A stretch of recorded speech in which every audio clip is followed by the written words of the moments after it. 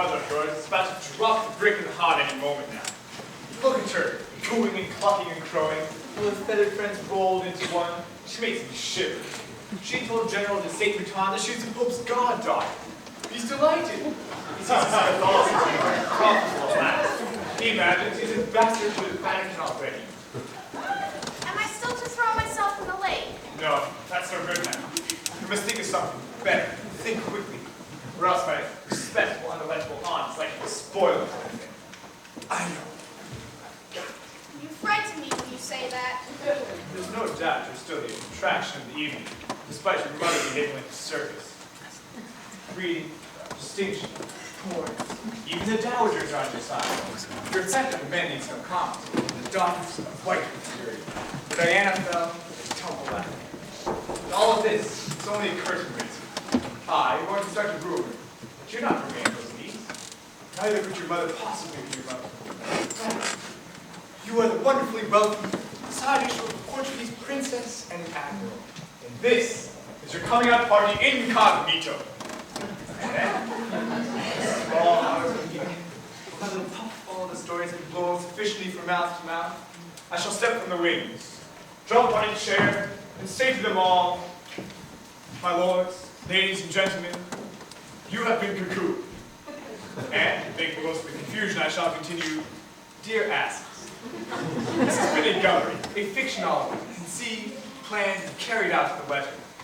During these few memorable hours you've been able to see, I shall say, calling on Diana to witness it, into the hearts of these ladies. The rocks that lie there, the sediment, the dead flowers. And you've also been able to see, here my gesture shall light on you, something too like an angel to be true. You've been made dupes of, ladies and gentlemen, what you have called breeding, distinction, poise, reserve, but all these pretenses. This angel, this girl who made you evening dazzle, is a lady figure. Poor little ballet dancer, brought here by me to play the part. She's not an angel's niece. Neither is she the daughter of any Byronic admiral. She, nothing at all. And no one would have more than barely noticed her if I had brought her here to do her usual turn. But her turn here tonight has been to represent yourselves. And it has been enough to knock sideways, for one whole evening, the prestige of your society beauty. Vanity! Vanity! All is vanity! I hope at least now that my brother Frederick sees the light. As for myself, I find you all unutterably dreary, and I hope that I've looked my last on a whole lot of you. Tomorrow I set off by the first train to hunt big game in Africa. What do you think of that? What happens to me? What do you mean what happens to you? I mean what becomes of me. What do you want to become? If you go off home with the present you well deserve, your mother on your arm, and you on her Mainvilles, you have a nice dress and a happy memory. Nothing more ever remains of the night's dancing. You haven't thought that I might be ashamed. Of what? You're a free-spirited and intelligent. You must loathe all these people as much as I do. Together we're going to have a good laugh with them. What better entertainment? You wouldn't want to be like them, would you? No, but give the dress to someone else and send me home now. I'll call my mother. We'll be put on a train to St. Fleur immediately, and no one will ever hear from me again. Nonsense. It may be, but not in front of your brother, nor you. Not just now. Yes, now, this moment. It's all there's time for, before we laugh at them from the other side of our graves. It's wrong to think only of how it amuses you.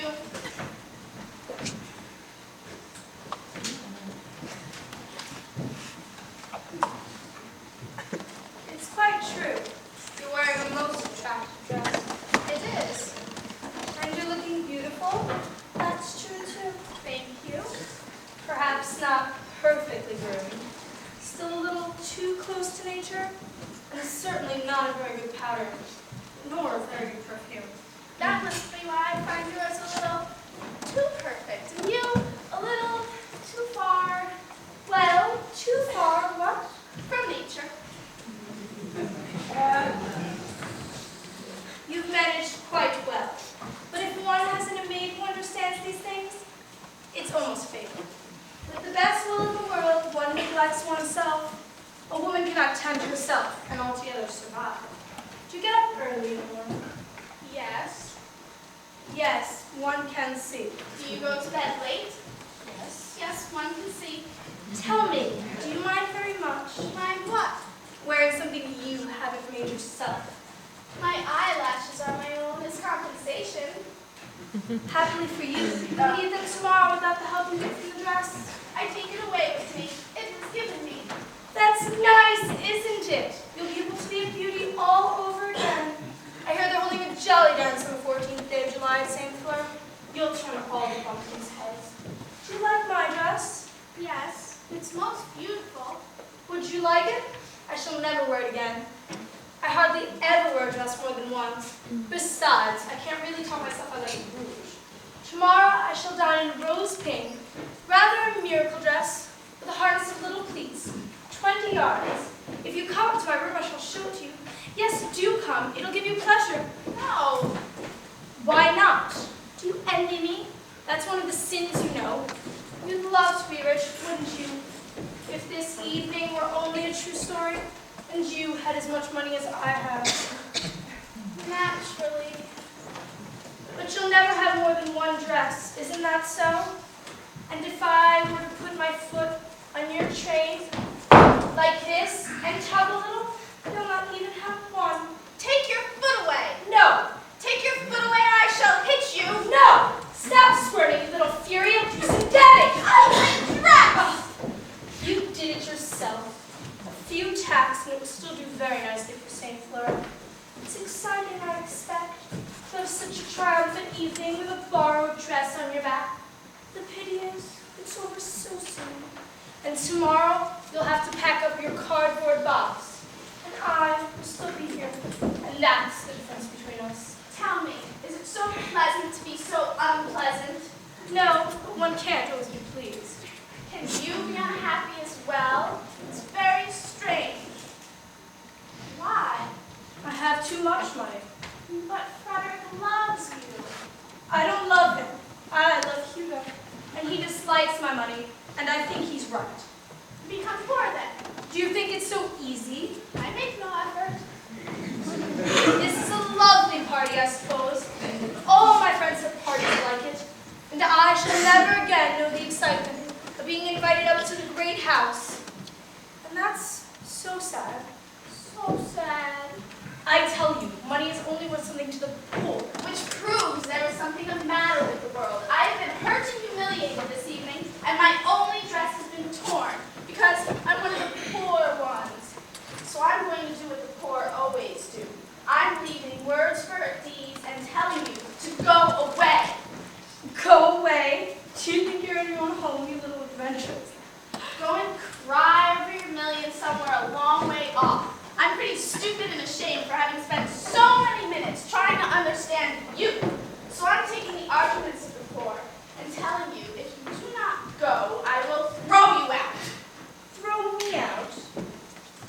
I'd like to see you try. You will see me try. And as you don't care if I tear your dress, I shall tear your face instead.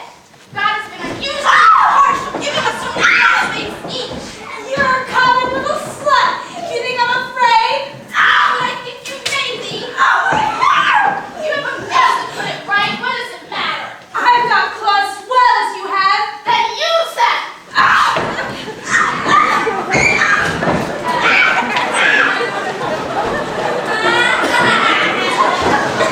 Mr. Hugo!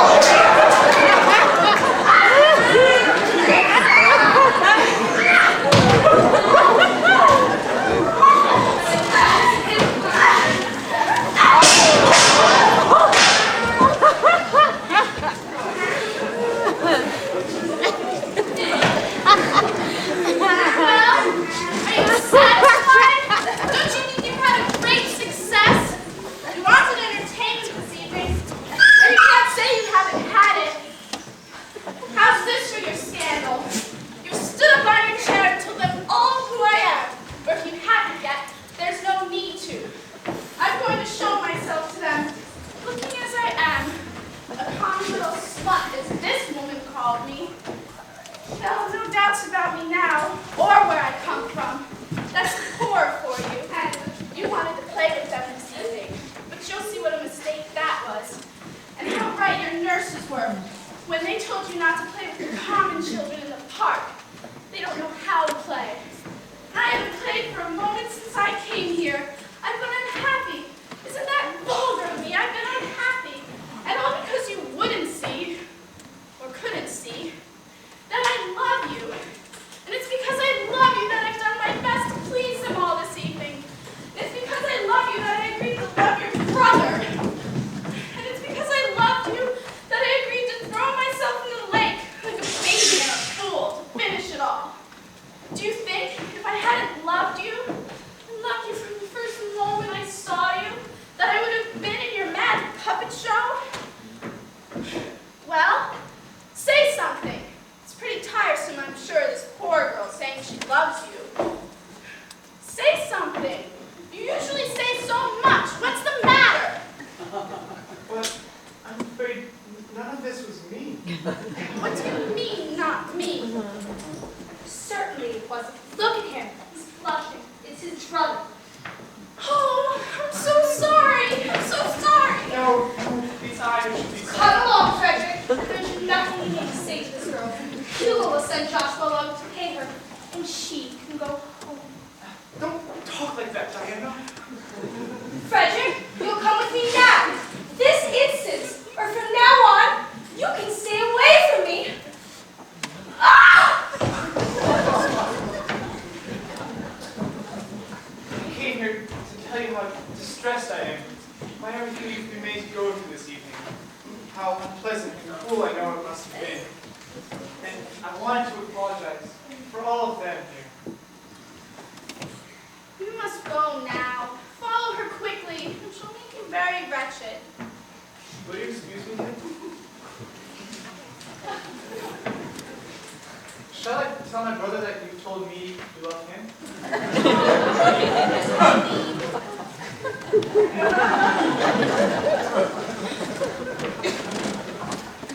Oh, my dear child, what mortification. I was coming to find you, Mother. Everything has collapsed. The young man has gone mad. He got up onto the terrace and did terrible things. There must be something really very wrong with his head. It's most unfortunate. If he had only waited another hour, I should be spending my autumn with a general. A very nice one. But now everyone will turn their backs on me. I know they will. Now, Mother, go upstairs and take off your finery. We're going home, now. You have to give your piano lessons next week. You're quite extraordinary. There's not an ounce of poetry in you. All our brilliant troops vanish and you go on as usual. You're so insensitive. He couldn't have loved you, I suppose. There was so sure of it. Well, why would he have asked you here if he wasn't in love with you? Now, Mother, you've talked quite enough. Go upstairs and change. Now just listen to me. I've had a long conversation with Romainville. All this business this evening has now to wait and you've spoken up at last. You've seen yourself this evening how a high-flown young man behaved. Well, Romainville is steady, middle-aged, and a gentleman. He'll see what will take good care of. He's had his eye on you for a long time. He told me so himself. So there you have it. We'll see we're taken good care of. Moreover, he hasn't actually said, but I know he means, that when he has talked his family round, he may even make a promise to marry you. Isn't that a nice surprise, dear? Now go upstairs. All right, then. Go your own way. Never think of me and all I've done for you. You stupid little ninny. Lose a good chance. Lose your good looks too before to get you anywhere. Oh, dear sir. How do you do? I'm delighted to see you. Well, Madame. The Countess Brunella. We met just now, but it's such a hard Madame, I must ask for a few moments alone with your daughter. I give you my permission without any hesitation at all. I'm leaving you for this message tonight. Now, Isabel, I'm going upstairs for a little rest. These social occasions, you know, are so tiring. One used to wish for a little peace and quiet. We run a great deal too much of the trade. A great deal. Now, Isabel, we mustn't forget about our good friend's invitation for the summer. We must give them an answer tonight. Dear son, delighted to have seen you again. Delighted. Now, young lady, I'm going to be rather rude. I know who you are, and in half an hour's time, everyone shall know you. The party is over as far as you're concerned. You've had a great success, everybody's been charmed by you, but it was a little adventure which couldn't last. I've come to ask you to cut it even shorter. Now, go up to your room and disappear without seeing anyone again, and I shall be most grateful. How can it affect you whether I go or stay? It's a little present I should like to give to my daughter. I make no bones about it, you see. I've never deceived anyone in my business affairs and have always succeeded. How much do you want? Nothing. I had already decided to go before you asked me. I know, but it isn't fair that you should go without being paid. How much did Hugo promise you? My usual fee for dancing and this dress. If someone is torn, Who tore it? your daughter. Then that is my business too. As well as what you're going to ask for, I shall pay for 2 more. Thank you, but I am happy with this one. With the hair. Let's get the situation clear. I don't want you to see Hugo again, even to collect your money. How much do I pay you to go without seeing him? Nothing. I hadn't planned on seeing him. But how about the money he promised you? I don't intend to take it. I can be said to have danced here for my own pleasure. I don't like it when things don't cost anything.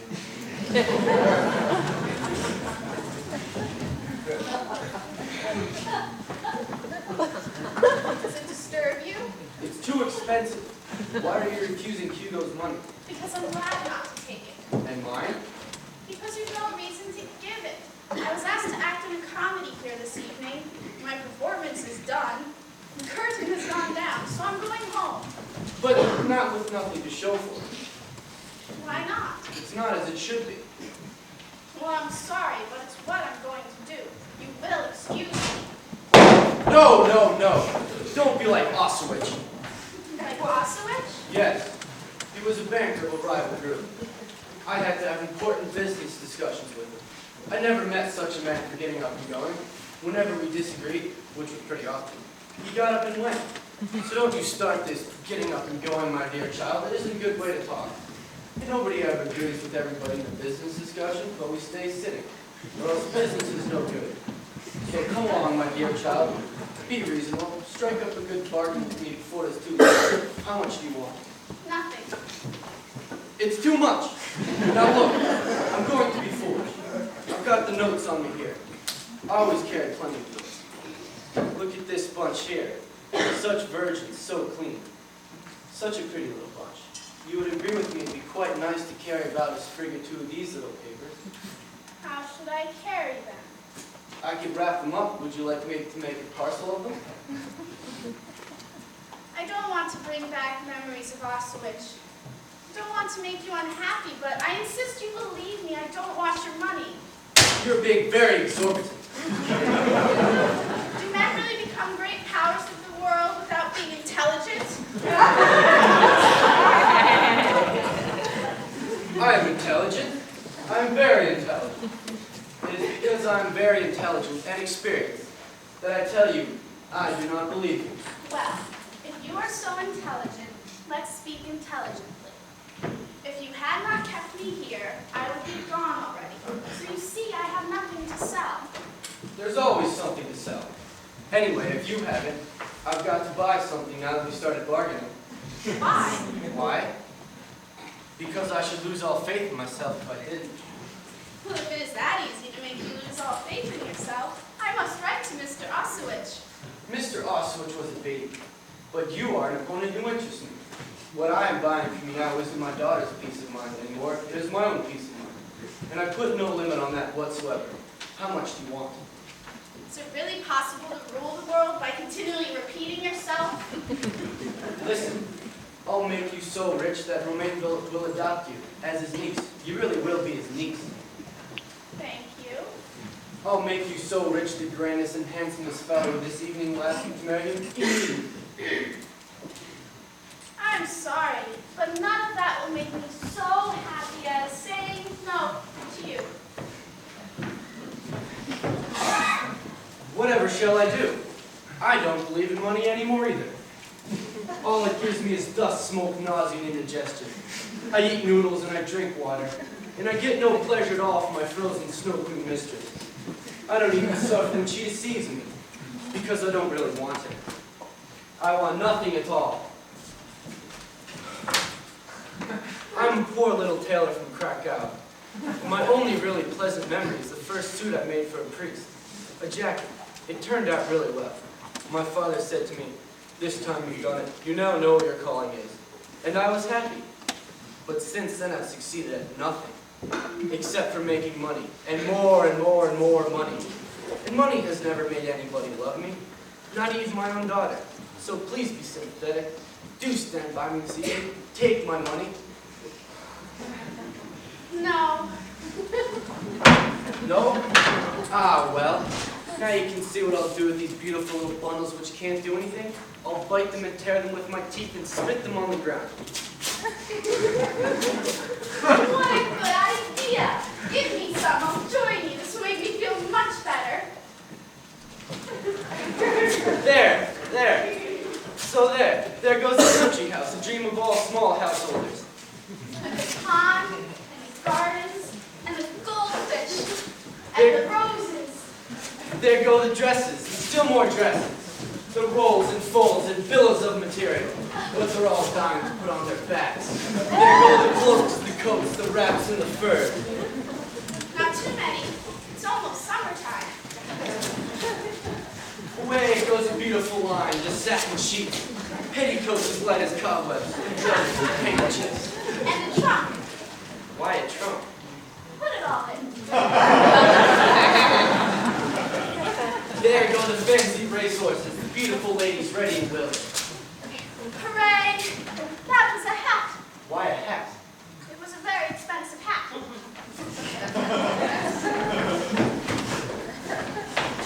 Away go the holidays abroad, the servants, the racehorses, the beautiful ladies ready and willing.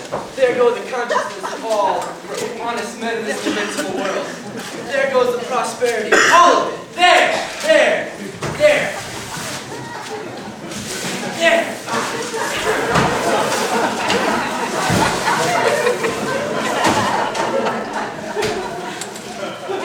Are you happy now? No. Are you? Not a bit. There go the poor. We'd forgotten them. I am very unhappy. Me too. I bet it wasn't nearly so exhausting to get it all. I understand. I understand very well how you feel. I'm the only person this evening in this house who does understand. For a long time, such a long time, I was humiliated. Until I became strong in the neighborhood. Then I could turn the table. Every man is quite alone. That's definite. No one can help anyone else. He can only go on. What do you want? Mr. Hugo wishes to speak with the young ladies in the little drawing room to settle their account. You can tell him that Mr. Messerschmidt has paid you. My friend, Sir, you seem to have a pleasant face. I come from a generation of old servants, sir, who could never permit themselves to have such a thing while on duty. But on Sundays, and particularly on holidays, my friends tell me I have an amiable face, sir. Quite pleasant, and very jovial. What I may call a nice face, sir. Very French and very homely. Yeah. Then listen to me. You must have read the Bible when you were a little boy. Here and there, sir. Like everybody else. Did you ever come across Samson? The gentleman who had his hair cut, sir. Yes. He was very unhappy. Jeered at, my friend, always jeered at by everybody. They had put his eyes out. They thought he was blind, but I am sure he could see. It's quite possible, sir.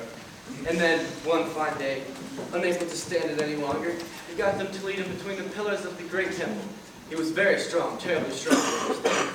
He twined his arms around the pillars like this. Oh, sir! Do be careful, sir! Someone will see us! He shook them with all his might. Yes, sir! Please be careful! I'm the one who'll get in trouble! There! Well, it wasn't at all the thing to do in a church. You might as well say so. But he was so strong, the entire temple crushed down on the 2,000 Philistines praying to their false gods, and thinking Samson no better than a fool. But it fell on him too, sir. But how was that any kind of importance? How could being poor hurt him? If you say so, sir. My friend, Sir, I'm putting through an overseas telephone call from my room tonight. certainly, sir. That's all, like Samson with my eyes tight shut. Quite so, sir. And all of a sudden, in the small hours of the night, the telephone rings, and that is that temple starting to crumble. Do you understand? No, sir. Ah, it doesn't matter. Forget everything I've said. You remember for supper without butter? And without salt, sir. Yes, indeed. Yes, indeed. How can that feeling be?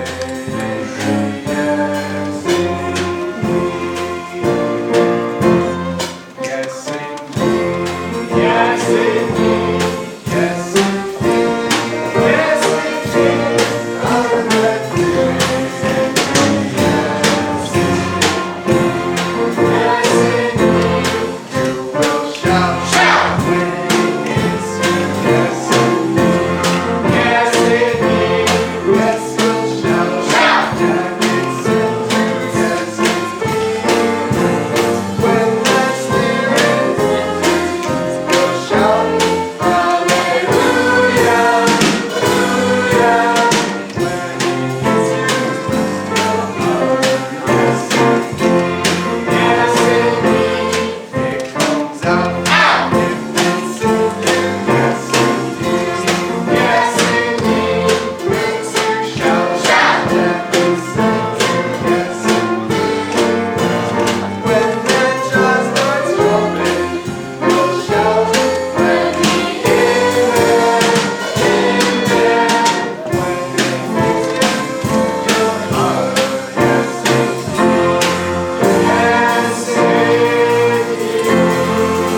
1, 2, 3, 4. Yes, indeed. Yes, indeed. Yes, indeed. Yes,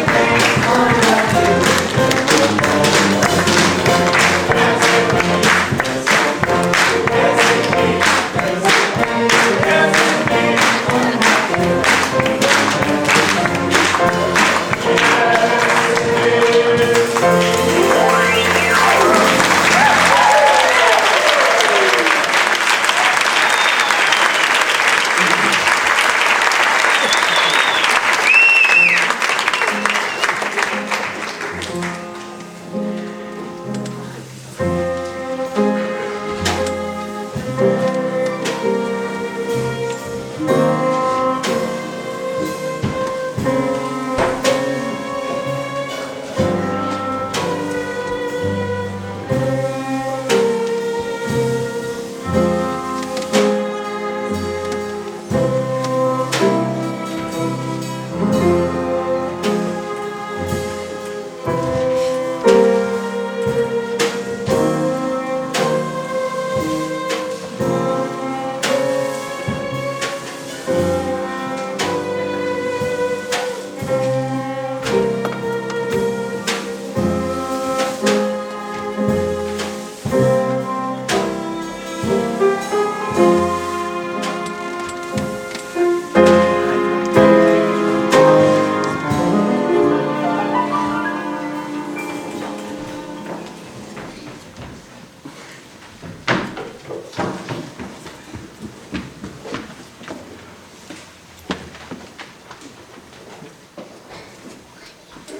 Madam, everyone is searching the place for Isabel. Her mother is out of her mind. Why? She has lost her ring, the only valuable thing she owns, wrapped up in a piece of paper on her dressing table. Oh, madam, we were all to blame. Mr. Hugo didn't love her. You can cry later on, Capulet. Look out there, down to the lake. Is there a white figure there? There is. You're quite right. And it's Isabel. Oh, dear, unhappy girl. Oh, madam, she's leaning over. Oh, madam, she is done. She'll be drowned. Really, she will. No, she won't. There isn't enough water. And Hugo is down there. But she might quite well catch cold. And so might he. Go let him get some blankets. You're right. Hugo is there. Oh, he's jumped in. It's all right. He'll save her. It's all right. He'll save her. It could hardly be less difficult. He has picked her up, and they're coming across the lawn, glittering in an armor of moisture, as you might say that. As I certainly would say. Now, stop talking nonsense, you stupid woman, and go at once and get some blankets. Joshua, someone, quickly. Madam, I'm afraid we're having a little drama here this evening, Joshua? Heartbreak and attempted death by water. I'm so sorry. We go down to the kitchen to make some very hot punch. Certainly, ma'am. Nothing serious, I hope. Not at all. What a blessing you are, Joshua. Do try never to break your heart, won't you? I treat it with as much care, madam, as though it were yours. It is quite safe with me, madam. The punch, Joshua? Hot very soon.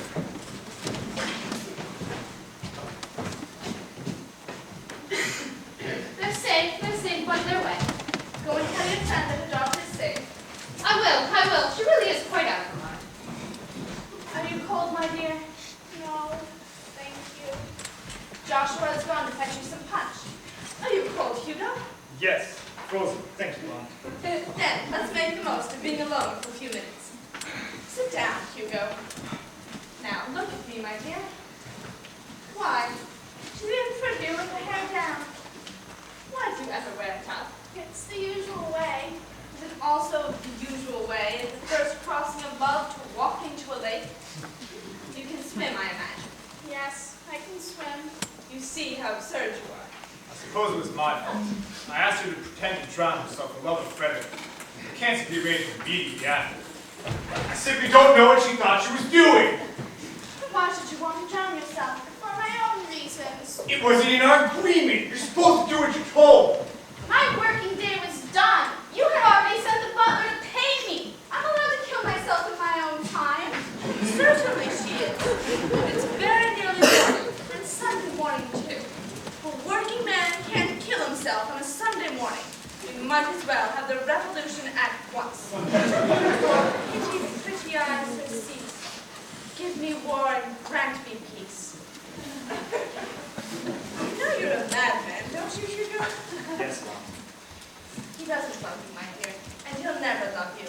He'll never love anyone, I think, if that's any consolation to you. He'll be amorous, perhaps, like a cat with a mouse from time to time. But you're too delicate to mouse. He would eat you too soon, which he wouldn't like at all. And I am going to tell you a splendid thing. He's not your sort of cat, either. You think you're in love with him? You're not in love with him at all. Look at him. Look at this sulky red Indian. Isn't he tall? You think he's handsome? Well, so he is, tolerably, when he's not thinking of anything. Clear eyes, straight nose, an interesting mouth. But even the smallest of his wicked little thoughts creep into him, and the change is quite terrifying. Look at him now, for instance. We're annoying him. He wants to strangle us. There's an angry crease tugging at the mouth. The eyes are turning themselves into gimlets. And this chin, it suddenly makes him, wouldn't you say, just fairly pretty, but entirely wicked old woman. No one is altogether handsome, who isn't altogether human. That's enough, Trevor. If you want to analyze faces, I'll send Frederick to you. That's a very good idea. No, my dear, it's the appearance of Hugo you love, not Hugo. Oh, how terrible. It would be terrible if we had only one specimen. But fortunately, oh, here, my nephew. Look at Kate Isabel. It's the same picture as before. Here's a young woman who's going to drown herself, and we can't get her to tell us why. I know why. I wish I could help you, but there's nothing I can do. I wanted to tell you something. When I left you just now, I was being a coward for the last time. I followed Diana like you told me to. When I caught her up, I couldn't help telling her how wickedly she had treated you. It's all over now. The engagement is broken off. Oh, no. Do you think it does any good for us both to be unhappy at once? I don't know, but I do know I couldn't love someone who could be so cruel. Neither can Isabel. She is beginning to see she could never love Hugo. I'm finished with love altogether. Sink down to the seabed and think it's part. The rocks that lie there, the sediments, dead flowers, as your mother said. It's the worst plunge I ever took. Come up to the surface again. There is still some dry land in places. We're going to find a desert island. Out of the way of home. And so is Isabel. Make sure your desert islands aren't too far apart. You can have visiting days from hermit to hermit.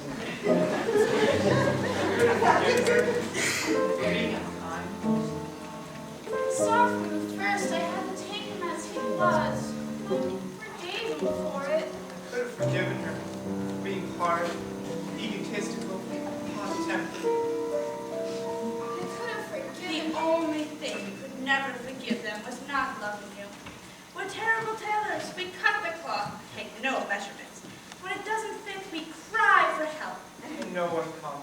Or so we think. Not content with being blind, we have to be deaf as well. We all go howling along together, not seeing or hearing who's right beside us. And then we say we're in a wilderness. Luckily, there are certain old women who have begun to see more clearly, just at the time elapsed when they're having to take spectacles. Didn't you hear anything, young lady? This young gentleman called for help. How can I help him? You can take him into the park and tell him why you feel so unhappy.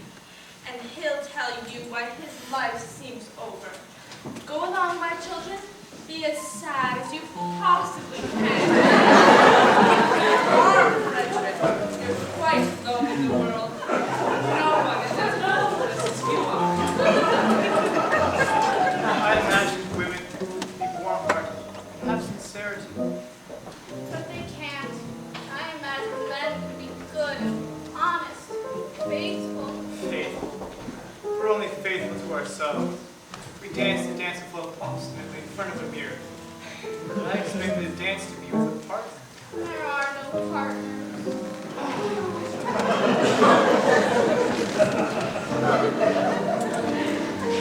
Good. Those two only need enough in 5 minutes. Now for the others. Hugo. Yes, Aunt. Now, what have you decided? What do you want me to decide? Either I'm a dense and myopic old woman, my dearest Hugo, or you're in love with Diana, and she with you, and you have been since the first day you met. Absolutely ludicrous. I would rather die of jaundice, like your friend Palestrini you were talking about, than give you the pleasure of hearing me say so. You can't die of jaundice. Palestrini is as well as you or I. Only last year he threw himself into a lagoon because he was in love with an Austrian swimming champion. She rescued him, and they have a baby. Oh, there you are. I've been looking for you everywhere. This matter. Sir, as you refuse to give the young woman up of your own accord, go away for heaven's sake! Well, may you be forgiven. May I be forgiven? Are you insulting me? Yes, I am insulting you. You told me to insult you. Now I am telling you to stop insulting me. I demand satisfaction. Go away or I'll knock you down! The arrangement with pistols! The arrangement with pistols! Oh my goodness, look! She's here! Do try to seem friendly. We were playing, my dear. We love playing together. A little early morning exercise. This is no time to be taking exercise with you. Do you know what has happened? I've had a call from Paris. Messerschmitt is out of his mind. He's selling in London, he's selling in New York, he's selling in Paris. He's ruining himself. I don't believe it. I'll go telephone to his brother. Have you heard the news? In 6 hours, my father will be a poor man. What are you going to do about it? Be poor? What do you expect me to do? Marry Frederick. He's rich. I don't want him. And now he doesn't want me. Look at him down there in the park. That little adventuress. She hasn't lost much time this evening. Was it you, Hugo, who taught her how to find a rich husband in one evening? You have to teach me. I need him now. Let's be quite clear, Humphrey. It's a lesson that wouldn't help you in the least. Hugo, where are you going? Going to find Frederick. It's no good in this thinking he can break off the engagement now. Diana is ruined. The honorable thing is to make her his wife. I don't want him. You can't help that. Tall man, that was going to mix everything up again. News, extraordinary news. It is, really it is. I think we have heard it. You've heard it, but how could that be? When news travels so fast these days. Here he is to tell you himself. My dear friend. In the first place, please excuse my clothes. This dawn is about to break. I decided to change into a morning coat. I felt it was a proper wear for the present occasion. I have some interesting news for you. My niece, dear friend, is not my niece. It was an entirely imaginary relationship, thought up from your nephew's fancy. But she's about to become much more closely related. For after extremely careful thought, I have decided to marry her. My good man, I would be the first to congratulate you, but I have an idea that you're too late. Too late? What do you mean? It's 5 o'clock in the morning. Well, my children, what news have you for us? Have you altered the fit of the coat? There was no need to alter it. It fit perfectly. Must have been out of my mind, Aunt. Diana, I don't love you anymore. I wish I would have known from the first it was Frederick, just as you said.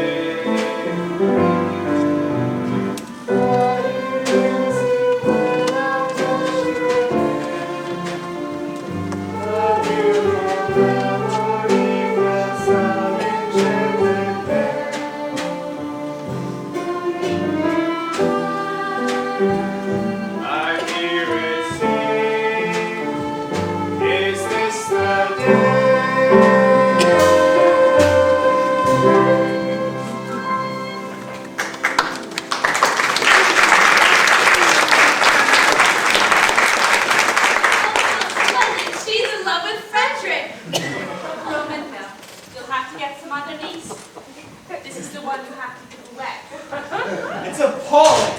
I just got used to the idea. Joshua, give him some of the punch. Where is Hugo? Someone go and find him at once. He's made this girl unhappy for quite long enough. Don't be too dismayed. He loves you. He told me so. Why, look, he's down there in the park, escaping. Escaping? Joshua, go and catch him before he goes. He's a thoroughly crack-brained boy, but he knows his corner. He's certain to come back. But suppose he doesn't love me. Impossible. Everything has to end happily. It's only decent.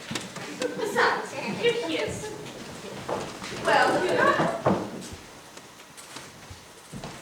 I knew you wouldn't come.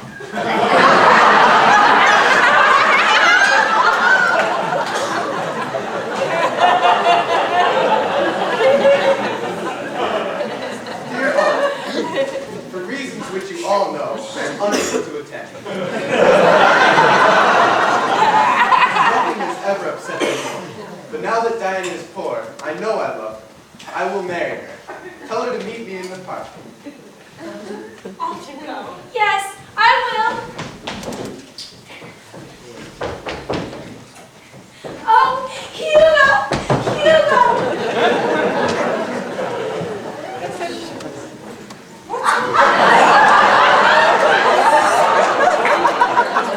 Time, Dom.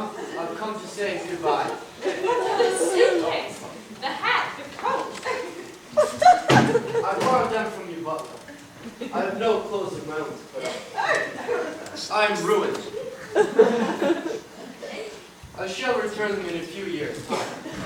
I'm traveling back to Krakow to start a small tailoring business. Oh, my dear boy! What a great, great man you are after all. You must love me so much, so beautifully. It was for me, wasn't it, that you ruined yourself? Goodbye.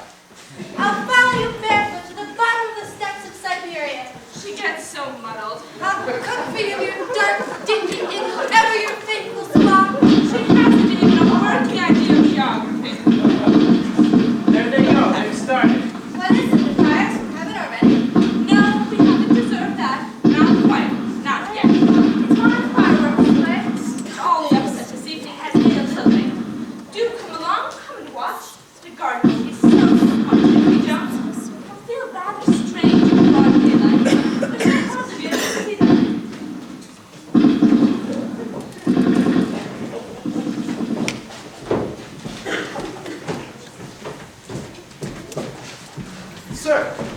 Sir, a telegram for you, sir. Telegram? Who is still sufficiently interested in me to send me a telegram? A letter would have done just as well. How funny it all is. All over, sir, is it? If you should still need anything, I have a small amount at the savings bank. What? No, thank you. It's not as easy to ruin yourself as you think.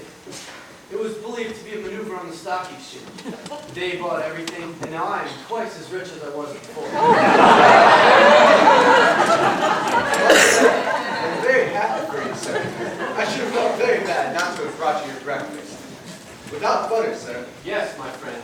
But this morning, as a special celebration, you may add a little salt. It is a great day for me, sir, to see you taking such a pleasure in life again. Yes, indeed.